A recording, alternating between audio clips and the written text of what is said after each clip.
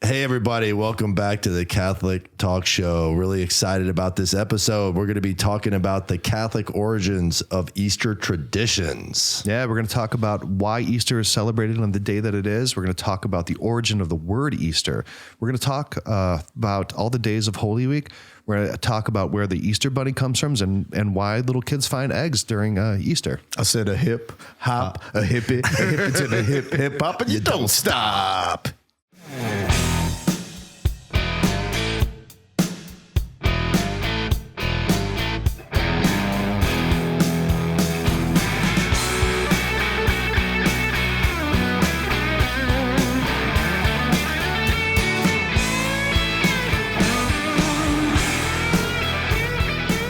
All right, guys, great to be back in the studio with you guys. Father Rich Pagano, Ryan Scheel, as always, it's a pleasure to be digging into our faith with you guys. It is Always a solemn and reflective Holy Week to you. Mm-hmm. Yes. But truly, here's In the thing, anticipation. before we get into Easter traditions, we've got to look at the fact that, hey, it's Tuesday of Holy Week. Right. What are we doing over the next few days? We've already been What are through you Passion doing? Sunday, so what are you doing the rest of the week? You want to get together? What you got going on during Holy Week? Oh, Padre? there's all sorts of wonderful things going on during Holy Week. Hey, during this episode, would you kind of walk us through Holy Week, especially through the liturgical and kind of the flow of it? Yeah, like my experience. Yeah, your of that? experience Yeah, and no, what for priests sure. do and just the kind of the ebb and flow of Holy Week and the things that we contemplate. We That'd should be have really called cool. this podcast episode, "What are you doing?" And what are you doing this It's week? Holy Week. We already know it's Holy Week. Hey, what what you are you got going doing? on? So if you don't have any plans, like I was thinking maybe we could hang out, Right.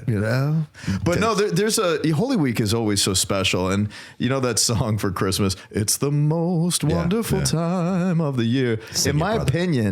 opinion, Holy Week is just such a wonderful time of the year, and we kind of suffer with some of like the more cultural, approachable like songs, when it comes to Easter in comparison to Christmas, right? Because Christmas, there's so many Christmas carols and stuff. We need to have more carols for Easter. Would they be carols? They would. Yeah, you don't Like carol sing has a all- connotation of Christmas. Now, You don't sing all happy during Holy Week. No. do you?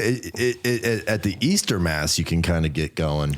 now we're just coming off of Passion Sunday, and Passion Sunday is kind of like Passion Sunday is a long liturgy. Oh, that's the Passion one where Sunday. you read. Everybody's reading. It's so Yeah, I mean, funny, you saw like it. people. You were acting there. it out. They're Did you acting it not go out. this week, or were you not paying attention?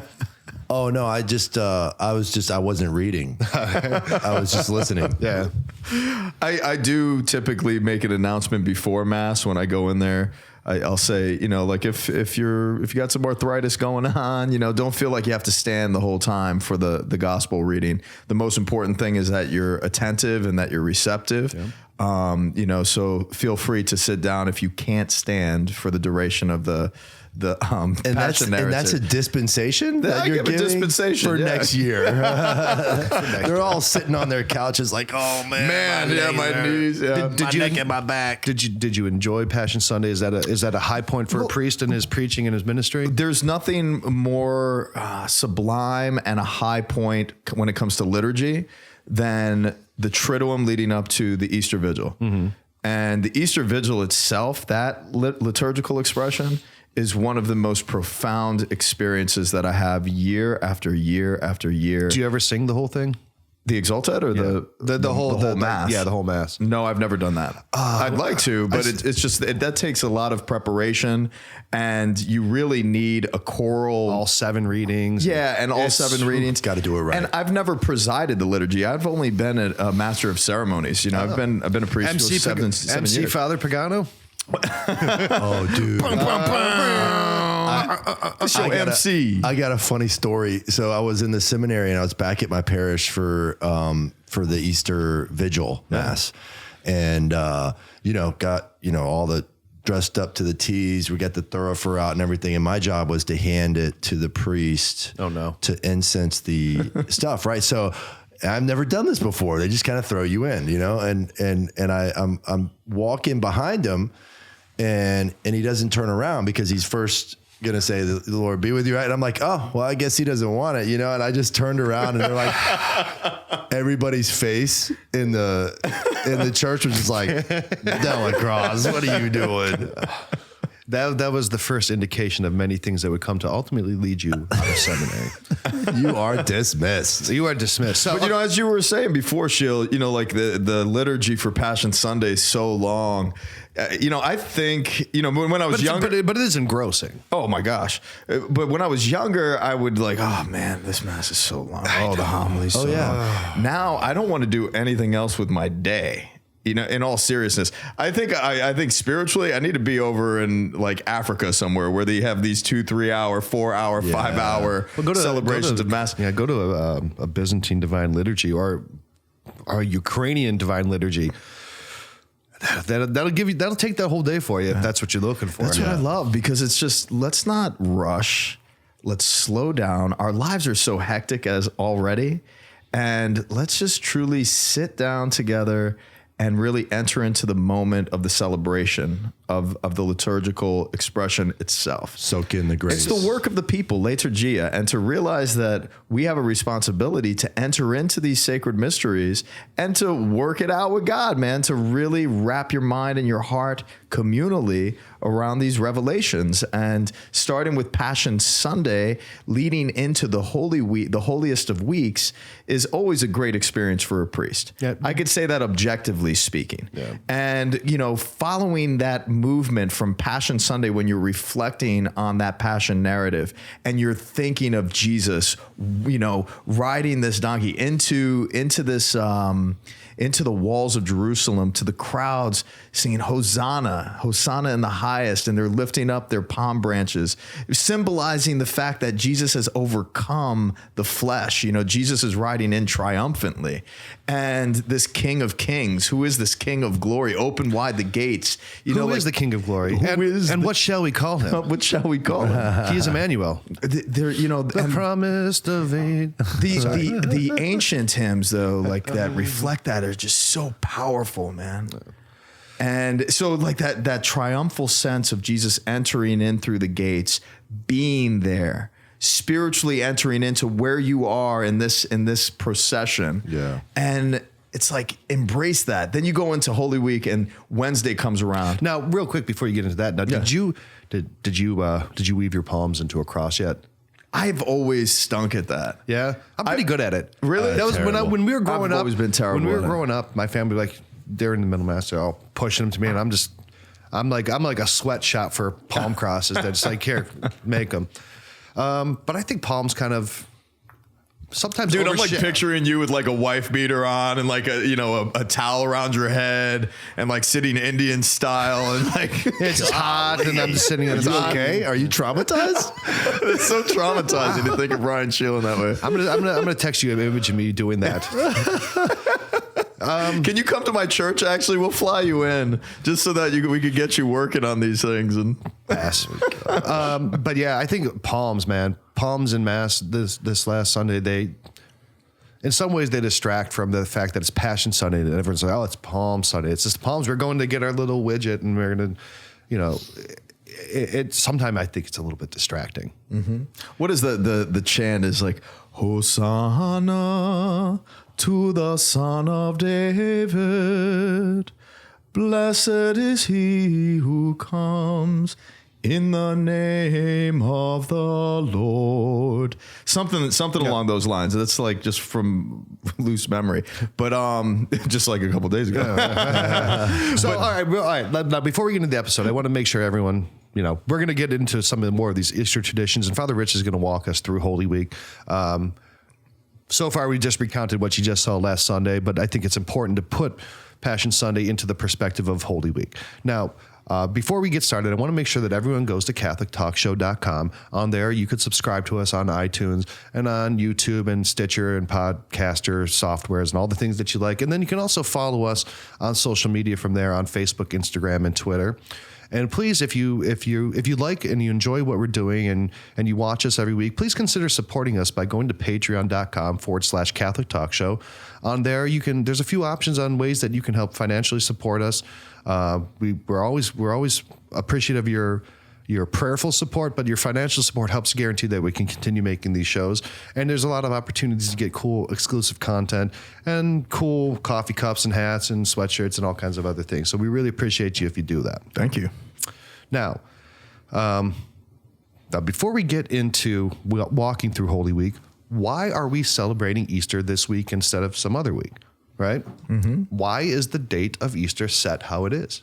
Well, the 14th of Nisan is the day after it's all in relationship to the moon and the lunar calendar, right. And so which is pretty cool. It is very cool. Yeah.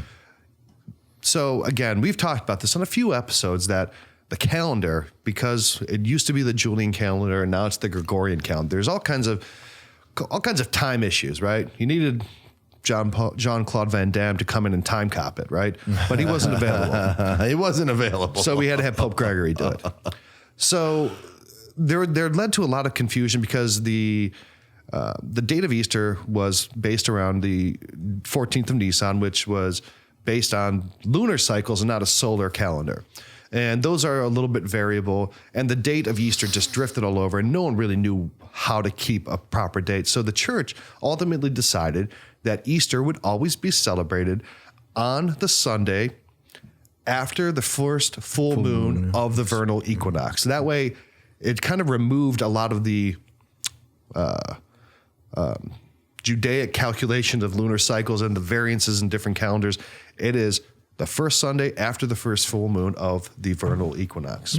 Did you hear that? Uh-huh. Listen up. And that's why the date can change, because if there's a full moon the day before the equinox, well, then it's going to be pushed out a lot further. Or if there's a full moon the day after the equinox, well, then it's coming up right away. So that's why there's so much variance in the date. But there is a lot of ecumenical work towards getting a consistent date for everyone for Easter. And Pope Francis has actually proposed this with other. With the Orthodox, with the Copts and all those things. Have you heard about that? No, I haven't. I haven't either. It's the first. Yeah. No, that's interesting. And, for going into Holy Week, guys, and after this beautiful experience of reflecting on Jesus entering into Jerusalem, and he knows, he's already sweat blood. He's already looked over Jerusalem in that anticipation of great suffering and this climactic moment of Jesus depositing himself so perfectly on the cross for our salvation and giving of himself so heroically. We want to really enter into this as deeply as we possibly can.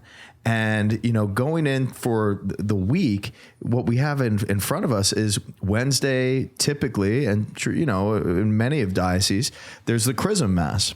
Technically it should be happening on Thursday. It's where you renew your priesthood, and it's the Last Supper that we're reflecting on. Chrism Mass is pretty cool. Chrism Mass is beautiful. And if you've never been to a Chrism Mass, go. I want you to seriously consider going, because it's a way that you could, in solidarity, support the priest, support the bishop in a prayerful expression of being present to all of the priests renewing their vows, as well as where the oils are consecrated for that year by the bishop himself and then distributed to all of the parishes.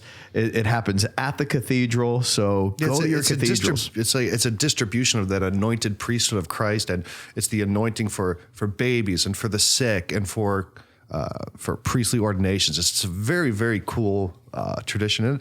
And I don't think there's a day of the year the church smells better. Oh, no. That smell of the chrism, man. Whew. Good stuff. I love that. Yeah. I actually have a beard balm that has chrism in it. Yeah, that's a Catholic beard balm company. Good dudes. I've got the same stuff. Love it. Tony Vicinda. And you guys are doing great work. Yeah, good. Shout out. Love that chrism. It's a beautiful celebration, I think, not just for the chrism oil and the blessing of that, but it's a time where you reflect in on the Last Supper and how Jesus, just was present to them before all of his suffering. Well, that would be the next day. And it's the institution. Holy Thursday. Yeah, would be the Last Supper. But the celebration itself, the Chrism Mass, there's with all the priests. Yeah, there's an element of that it's like the institution of priesthood is something that's really reflected on, and it's also called for, in the Holy Thursday liturgy as well. And now the Holy Thursday, correct me if I'm wrong, that is where, that's the Last Supper and that's the washing of feast, but that's also that is the institution of the priesthood. at the last supper, right? And the intimately conjoining sacraments of holy orders and Eucharist. Right. Yeah. I love that Mass. Oh, me too. I mean, even though I got the boot from the seminary, I still love the priesthood. Yeah. You know? I still love it. And it's a way to enter into it because, you know, the Holy Thursday liturgy, the beginning of the triptych liturgies of the Triduum, you know, that beginning day, Holy Thursday, there's so much going on. Like That's you the said. end of Lent. It's the end of Lent. So Lent technically ends on what? On the Wednesday. And then Thursday begins the Triduum. The Triduum. Yeah, Thursday, Friday, Saturday. But, you know, the concept of washing the feet, then the Eucharist, then we're remembering priesthood. There's a lot going on in that Holy Thursday liturgy. And there's a lot of different options of, you know, especially homiletically, like what am I going to What do you like deliver to to the preach out people? on that day? It just changes every year, man. What's your feeling? It's whatever I'm feeling that the people need most. And what, you know, in my prayer and my discernment, like what is God really saying to all of us in this celebration? Do you wash the feet? Oh yeah. Do you ever get any real nasty, gnarly, gnarly toes? I don't even think. I'm glad I'm not washing your toes, Ryan. My toes are magnificently and spectacularly Are they manicured. buffed to use a buffer? Oh, you can see your face in them. It's a Dremel. I'm just picturing like Dumb and Dumber. You know, when he's like, Yeah, when sparks flying everywhere. when you know you're going to get your feet washed, everyone's going home and like, all right, man, we got to police up these tootsies because this is going to be a wreck, and I don't want Father to see my mangled. It's so funny, mangled dude. cow And kickers. the women come in and they're wearing their, you know, their heels and they're, you know, you could tell that they went out and got a pedicure and and everything. dudes come in, they got lint between their toes, and Yeah, I was like, thinking, is that mustard on your foot, dude? Come on, like this Did is you eat a hot dog This before is you came in? like this is kind of like a symbolic washing. I'm not really trying to like clean your feet up, dude. You could have done this before. I knew a priest who would wash the feet and then kiss the foot of each person. Pope Francis does that. Yep. Pope Francis, during his pontificate, has made a very, each year he does a very symbolic gesture with whose feet he is washing, whether it's inmates or women or non-Catholics or Muslim. He's very intentional with that. So true. And it's been a very, love that about him. It's been a pretty beautiful and very humble part of his pontificate is that Holy Thursday, that service of Christ where Christ ties the wrap around his waist and cleans the feet of his apostles. I think he really gets that part of the Holy Thursday, and I always look forward to how he is going to do that in any given year. He's so pastoral, man. I just love Pope Francis, is how pastoral he is. Yeah. That's gorgeous, man. Yeah. So Holy Thursday, and I don't know. A lot of times they have you have a meal at the church afterwards. I know they do that in mine. It's always pretty cool, and they always give you like unleavened bread, and it's terrible. You're like, oh, thank you, you know.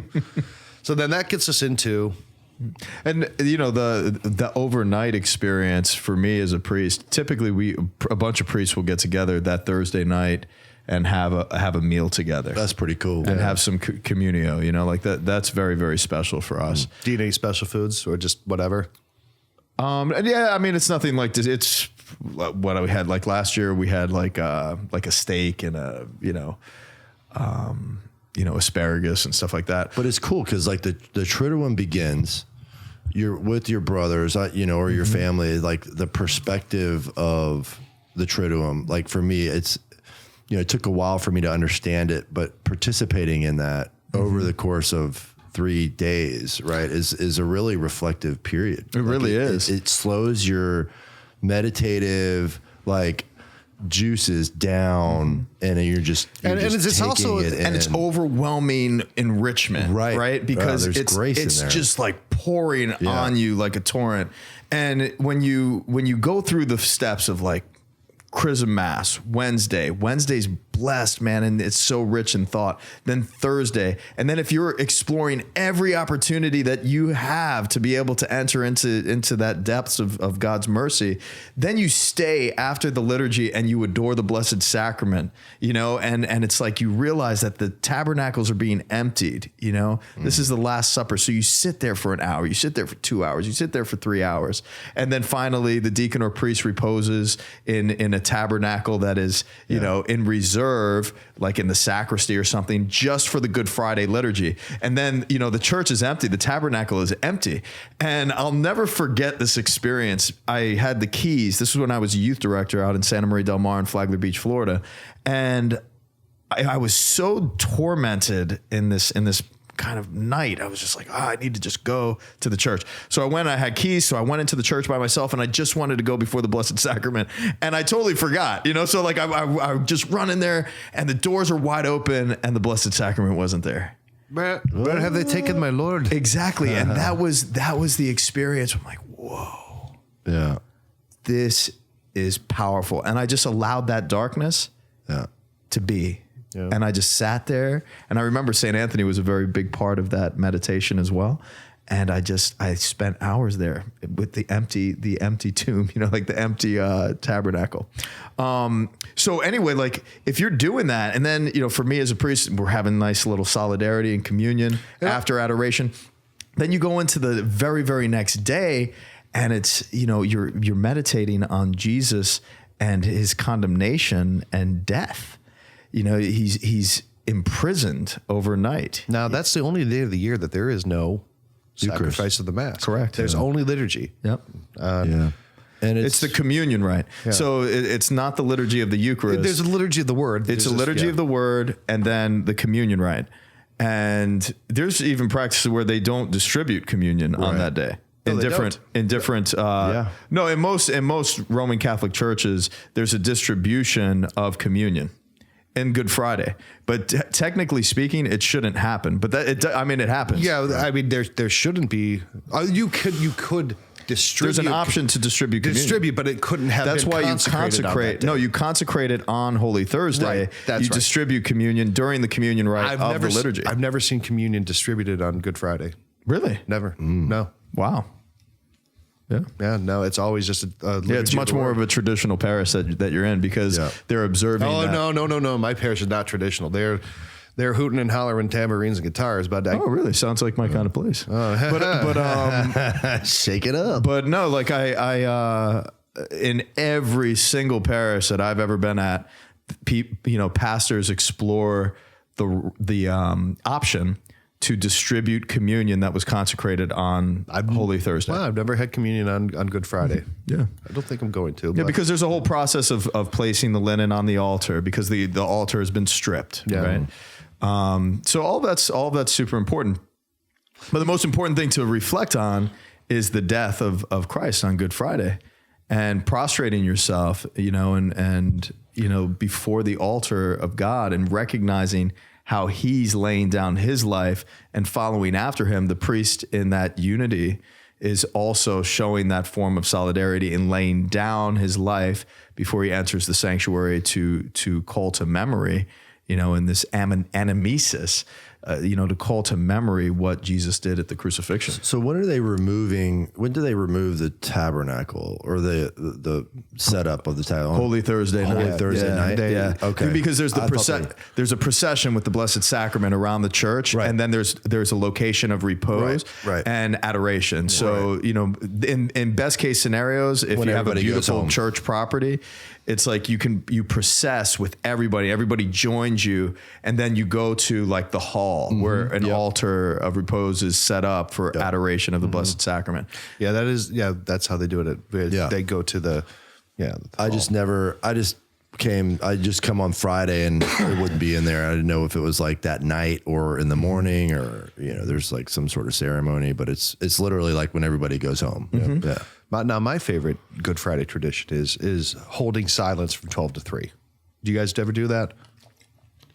I don't think Father Rich could do that. No, I've spent the entire Triduum in silence before. Really? Ooh. Wow, that had to be difficult for you. And fasting. Wow. This was early on in my journey when I was like a total zealot, dude. I was in the springtime. Yeah, and I mean, like, you're not a zealot now. Jesus, well, I'm zealous, but I'm not like I used to be, man. I used to be like a nut, dude. Jesus fasted for 40 days. I remember I was fasting so much that Father Tetlow he came into the rectory. He's like, "You're getting skinny, kid. You need to eat." I was laid out, and I couldn't even speak. I felt like I was dying. And he's like, fasting isn't supposed to be like this. And it was a good learning experience. Yeah, but the kind of the traditional practice is that from 12 to 3 was when Jesus was on the cross, and keeping silent during that and not speaking and just really meditating on the crucifixion and the last words. That's one of my favorite devotions. It's a devotion that I know a lot of people keep, but that silence I think is just incredibly appropriate for the solemnity of it, and focusing on all those last words that, the last words devotion. That's what I usually do. And then after 3:00, I'll probably go and, that's a day of fasting and a day of abstinence. So this Friday, you can't eat meat, and it's the day where it's three small meals where 2 of the meals cannot equal the larger meal, and you're abstaining from meat and those types of things. Also, I want to kind of point out, like Ryan Shea was just saying, the last words is a beautiful devotion to have. And I've mentioned in a previous episode about the 5 wounds of St. Clair. That's one that I love praying on Good Friday, and then praying the Stations of the Cross. Absolutely. And continuing the Divine Mercy Novena as well, which is already ongoing. Yeah. The Stations of the Cross on Good Friday is just, that's, if you're going to do the Stations of the Cross, that's the day to do it. Now, for me personally, I do a Stations of the Cross, a Living Stations with Community Cenacolo, which is an international community founded by Mother Elvira in Italy. And we have a community in St. Augustine, and the men's and women's community from Our Lady of Hope and Mary Immaculate and Maria Goretti. We all get together on the mission grounds, Mission Nombre de Dios, and there's a Living Stations. That's very cool. And it is so powerful. Every single year, we do it in the evening, sunset, and it's torchlight and powerful music. So I'm really looking forward to being at the mission. I think it's like around 7:00 or something, but it's right around when it starts to get dark. Yeah. And that's one of my favorite things. And then we just sit there in the communion. Then I hear confessions for, another hour or two, and people start to, disperse. And then I'm there on the mission grounds at night by myself in the dark. And it's just fascinating, man. So then now we're moving into Holy Saturday. Holy Saturday is a peculiar day in the life and the flow of the church. What do you do that day? For me, it's silence in the morning, and then there's a lot of darkness that day. It is, and it's almost like the absentia. This kind of apophatic spirituality of like nothingness. There's a good reading in the Office of Readings that day. Oh my gosh, yes. Oh my gosh. The office during the entire Holy Week, from Passion Sunday to Easter Sunday, is fascinating. Remember oh my gosh. Yeah, it's like this blank silence. I wish we could pull it up. I don't have it with me. I think this might be it, and I think this might be referencing. It was an ancient homily on Holy Saturday, and I think this might be in that. Probably it. But it's today. There's a great silence over the earth. That's it. A great silence and a stillness. A great silence because the King sleeps. The earth was in terror and was still because God slept in flesh and raised up those who were sleeping from the ages. God has died in the flesh, and the underworld has trembled. So on this day, according to the theology, our Lord was harrowing hell. He was breaking the gates of hell on this day. He descended into hell, and he freed all those the fathers that came before him, Abraham and Adam, and busting them out of hell. That's what he was doing on Holy Saturday. But that sermon is. What's the theology behind that? I mean, if you're in hell, isn't it like? Well, see, now this is like the or is it the dead? This is the limbo of the just. Right, it's the dead. He but descended to the dead. That's what our creed says. Not descended into hell. Yeah, but like hell isn't hell like a there's fine distinctions there that I'm probably not qualified to. Well, I mean, I'm just kind of like trying to work through it myself. Like, if he goes to hell, isn't there no redemption there because there's he's Jesus, he can do whatever he wants. He can do whatever he wants, but before we're just wrapping our minds around it. Before his sacrifice, the gates of heaven were closed. So where did people go? They weren't in hell suffering torment. But it's the same concept that people use for the death of unbaptized children. It's a limbo. It's a state of, it's a waiting room in between. And on that day, there's really great icons and images. I was just going to say the icon, also Community Cenacolo that was written is, Jesus going into the tombs of Adam and Eve. Actually, I want to roll that back. I mean, not cut or anything, but actually, I don't think the East or the Byzantine or the Greeks would ever show an icon of the harrowing of hell because it's not something human eyes ever saw, and icons only show things that human eyes could have seen. So it wouldn't have been icons; it would have been sacred art. So just for precision out there before all you Ukrainians start throwing potatoes at me. Well, which I'd love to watch. you know, this happened before. transition. So the morning, back to your question before, the morning is very silent, and the office is a big part of that. And really, it's a very somber experience spiritually. And then going into the preparation. So in the afternoon, the rest of the day is all about preparing for the Easter vigil. Yeah, that's 0 dark 30 for priests. Oh yeah. And Here we come. And guys, these guys know I'm a total pyromaniac, man. I love fire. And the best fire, is what are you showing right now? I'm just looking at this harrowing of hell icon. Yeah. Well, that's not an icon. That's a painting. An icon is a very specific. You made that distinction, Ryan. We're there. There is an icon though that was written in respect to, and I understand the nuance, but in Community Chinakalo, where Jesus is going into the tomb and pulling Adam and Eve from their grave. Yes, that's And really cool. It's a really cool icon that I've got to show you. So anyway, you know, like the preparation process is really awesome because it's a four-part liturgy. And I'm so excited because Resurrection Parish is my home parish right now. And it's going to be the first time that I'm celebrating Easter with them. I did Good Friday this past year coming back from California just because of the invitation of my friend who's the pastor, Father Peter. But now like I get to prep this liturgy, which is my favorite thing to do and be an MC at, and sing the Exultet, you know. But do you do the Easter fire? Yeah. Where do you put it at? Typically, well, this is where we have to figure out where we would put it in this church. Yep. The best place that we've ever done is at Father Tetlow's parish because he's got this beautiful courtyard outside where it's like people can all gather around. It was perfectly designed for the Easter Vigil. At my parish, we don't really have that. There's like a little walkway and entryway, and there's really not a good place to light a fire. So they take out a grill, just literally like a charcoal grill, and do it from there, and everyone from the church gathers around, and That's what we did at my parish. yeah. Now Ryan and I went to the Easter fire. Was I think one of the things that St. Patrick really helped institute. And Ryan and I went to the Hill of Slain where St. Patrick lit that Paschal fire in defiance of the king. And that was kind of the moment that, Catholicism came to Ireland. That was a pretty cool experience. That was awesome. Yeah. That point where he lit that fire, and in the land, all of Ireland, it was forbidden to light a fire because it was a sacred pagan thing. And only the pagan king could relight the fire for, after the equinox, and St. Patrick just rose up and showed up. He's like, I'm lighting a Paschal fire. What up, yo? He lights the fire and everybody's like, oh, you can't do that. there's another God. And then, the soldiers are coming to wipe him out. They're like, go get that fire. And he was so kind of brave that the king, cool story. But yeah, being at that place where he lit that fire was amazing. Yeah. So and that liturgy that flows from that, to the how it's practiced in all the churches around the world. There's certain places where you can have it outside in a courtyard.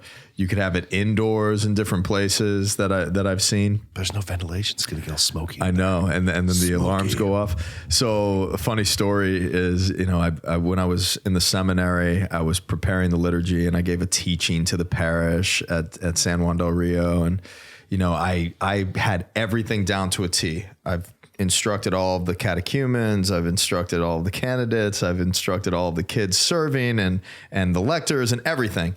And I've been working on this liturgy for 8-9 years at that point. And I'm like, this will be the perfect liturgy. So we go in and the candles are being lit in the proper places and we process in everybody's candlelight.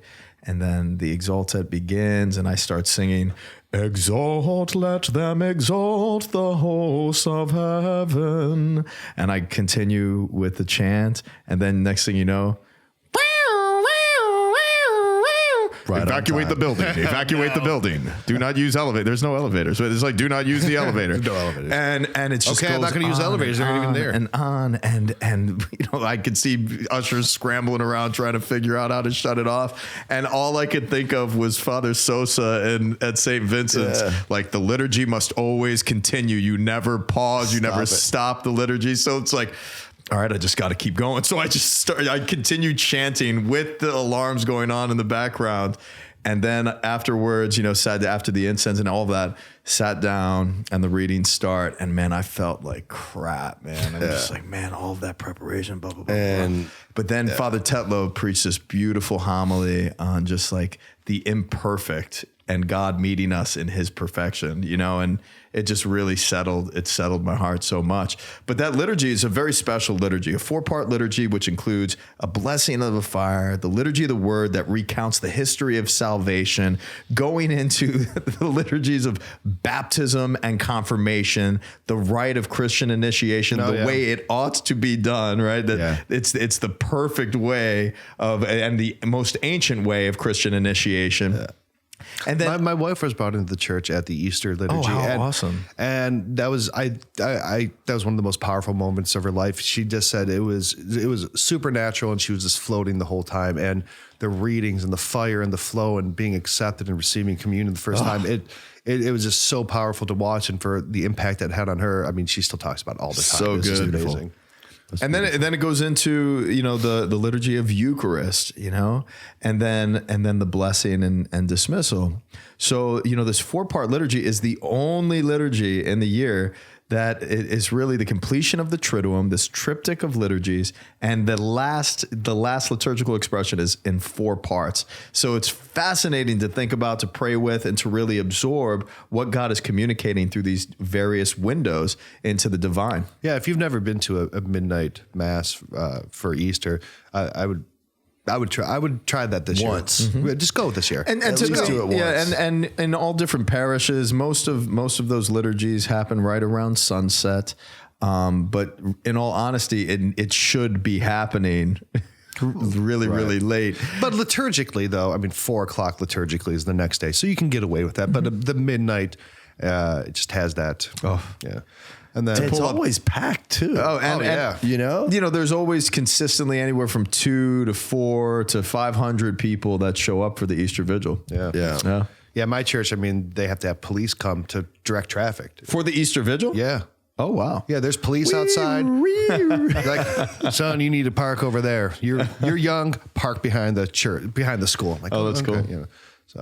So yeah, that leads into Easter morning mass for me. I typically go out to the river at the St. John's River in Marywood. I celebrate a mass outside, and as the sun is rising. Now there's a dispensation in a lot of parishes for a sunrise or an outdoor mass that typically mass is supposed to be celebrated in a sacred place.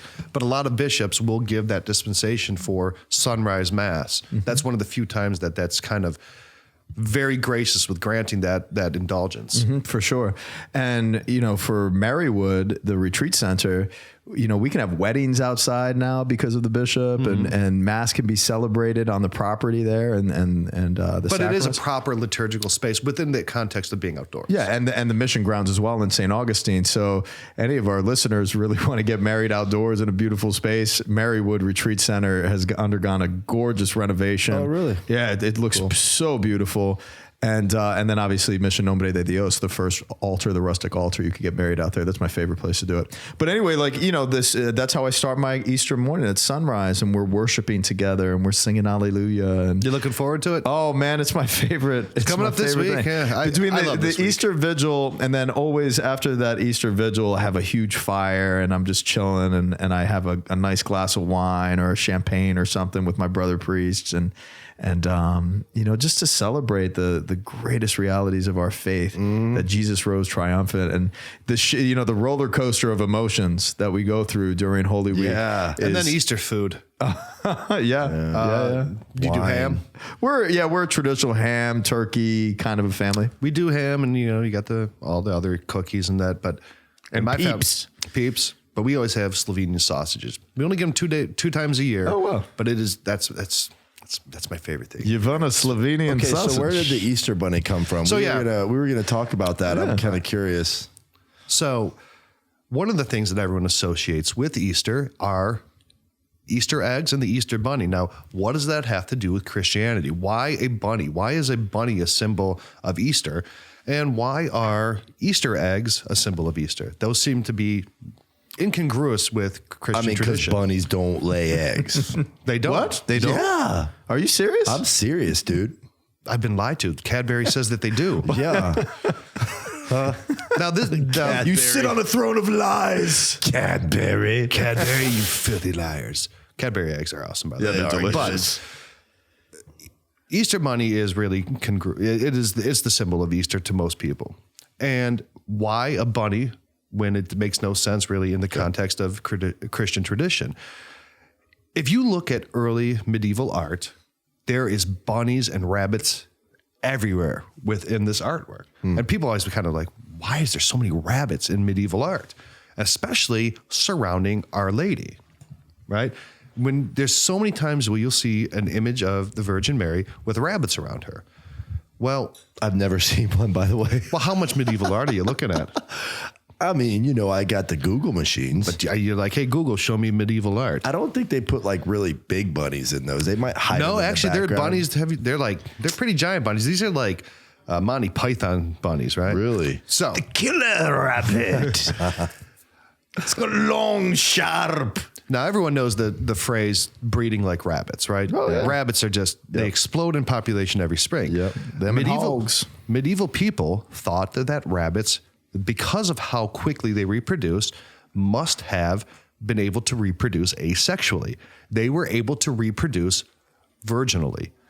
They thought that rabbits could essentially, as virgins, give birth to other rabbits.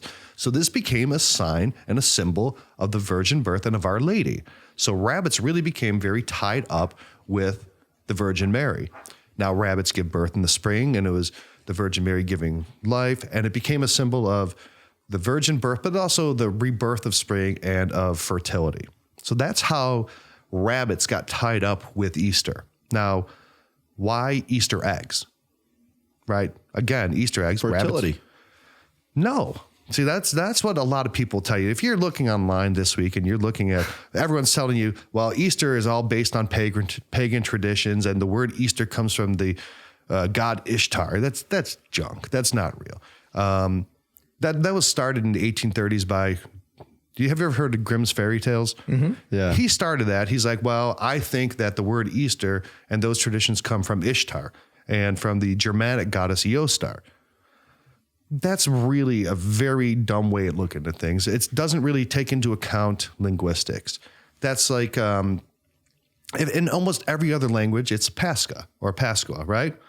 Only in English and German is it Easter. And that's because the month that Easter happened in was called Eostar after this goddess. That's like saying anything that happens on Thursday is actually a pagan tradition for Thor. It's just a name. So that's where the word Easter comes from. But it's only in English. Every other language is Pascha. But Easter eggs come from the fact that they were very poor farmers, and most of them had chickens, and eggs were a very important source of nutrition for them, right? But during Lent used to be much more strict, right? You couldn't eat eggs after a certain point in Lent. So all these farmers are losing and they can't eat the eggs, and they're going bad.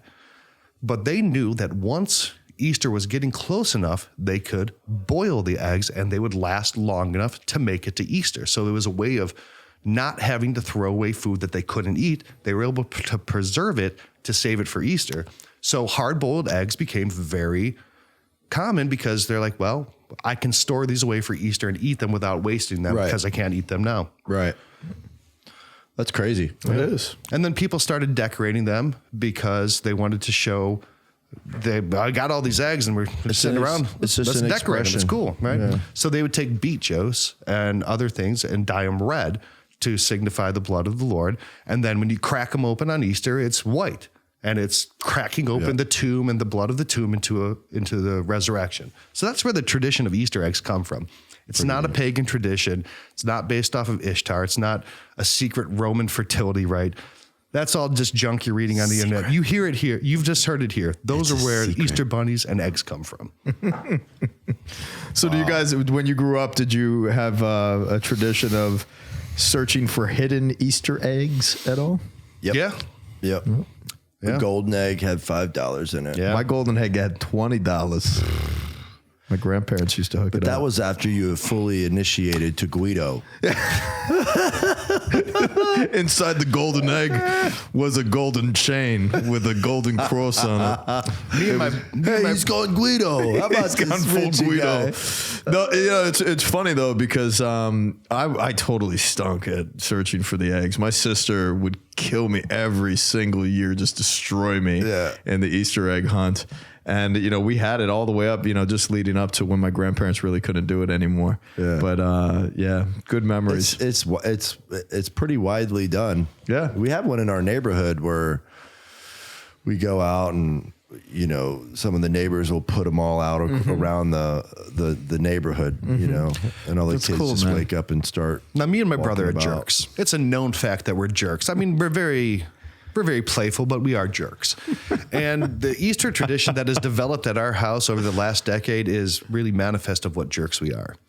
So there's so many little kids running around, there was 5 of us, and there's all kinds of kids. My sisters have kids, I have kids, my brother has kids.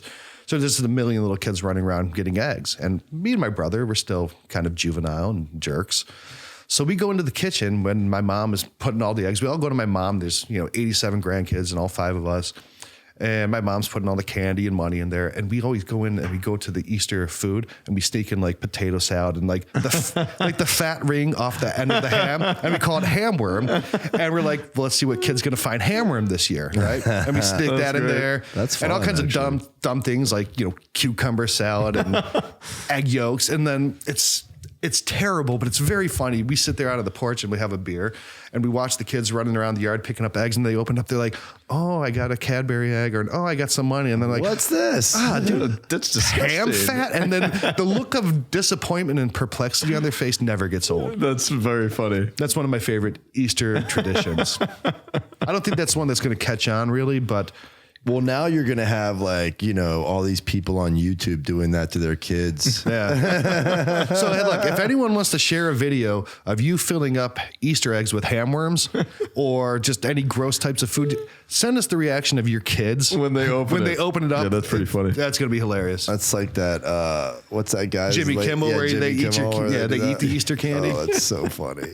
I ate all the Easter candy. Like, what? You're the worst. So that's my Easter tradition. Well, this is a beautiful, beautiful episode, guys. Yeah, I mean, while we're still somber in Holy Week and still reflecting on the Passion Day, we really are looking forward towards Easter and the joy of that, and I'm excited. Mm-hmm, me too. Yeah, and we just want to wish you all many, many blessings in this coming Triduum experience. Please, take the time out to really invest in these sacred days and absorb and receive what God has in store for you by going to as many of the liturgies as you possibly can. Again, go to the Chrism Mass, participate in Holy Thursday, Good Friday, go to a Stations of the Cross experience, have conversation and communion with one another, and really grow in your understanding of what's happening, leading all the way up to that Easter Vigil experience and reflecting on the history of salvation and who Christ is in that history and who Christ is to you. And when that beautiful day comes and that sun is rising and Jesus is risen from the tomb, alleluia, alleluia, alleluia, we wish you a very, very happy, happy Easter. And we thank you for joining us on the Catholic Talk Show. Again, make sure that you're subscribing, CatholicTalkShow.com, and be our friends on Facebook. We need friends. That's right. If you don't, the Easter Bunny's not going to leave you anything besides ham inside your eggs. So make sure you're doing hammering. And we're on Twitter and Instagram and all the platforms. And again, if you want to support us, go to patreon.com/Catholic Talk Show. And you could support us, and that would be a nice little Easter gift. And our gift to you is our continued prayers and our support. And we just love serving you in this capacity. Yeah, in anticipation, he is risen. Yes. He is risen indeed. In anticipation, he is risen. Amen. Great. God bless you guys. Next week. Peace.